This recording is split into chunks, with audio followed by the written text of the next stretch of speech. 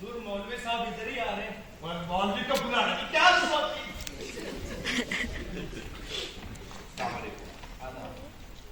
रतन की माँ का इंतकाल हो गया। तब आप लोगों ने क्या करना?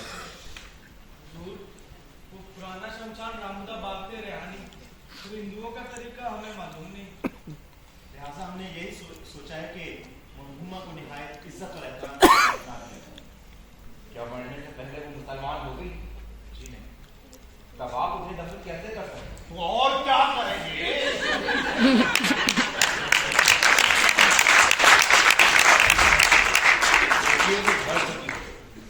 मरते वक्त वो हिंदू थी तो उसकी आखिरी रस्मात भी उसी तरह अदा होनी चाहिए।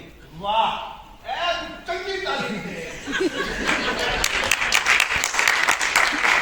वो मर चुकी है, उसकी मैयत के साथ आप जो सुलूक चाहे कर सकते हैं।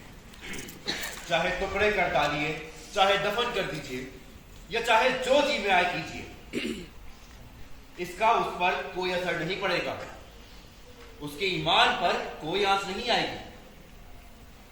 लेकिन आपकी मैयत के साथ क्या सलूक करते हैं, इससे आपके ईमान पर जरूर आंच आ सकती है।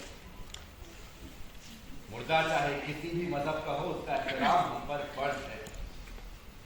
और जब हम किसी का एहतराम करते हैं तो उसके यकीन को ठेस नहीं पहुंचाते। वजह फरमाया।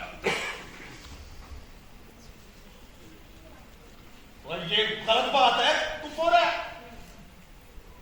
गुस्सा और अक्ल कभी एक साथ नहीं होते। तुम में से कितने लोग हैं जो ये कह सके कि रतन की मां तुम्हारे कोई काम नहीं आई? क्या उसने तुम लोगों की कोई खिदमत नहीं की? क्या उसके तुम लोगों पर कोई एहसानात नहीं है? आज जब वो मौत की आगोश में सो चुकी है तो तुम उसे अपनी मां गिनने से इनकार कर दोगे। और अगर तुम उसे अपनी मां की तरह समझते हो तो मरते वक्त जो उसका मजहब था उसका एहतराम करना तुम पर फर्ज है।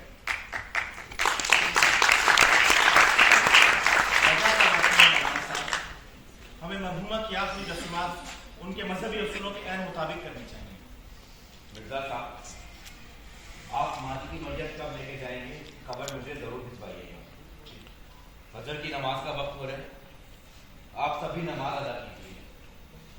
मिर्जा साहब, मुझे खबर जरूर भिजवाइएगा। मैं भी मैयत में शामिल हूँ, भूलिएगा नहीं।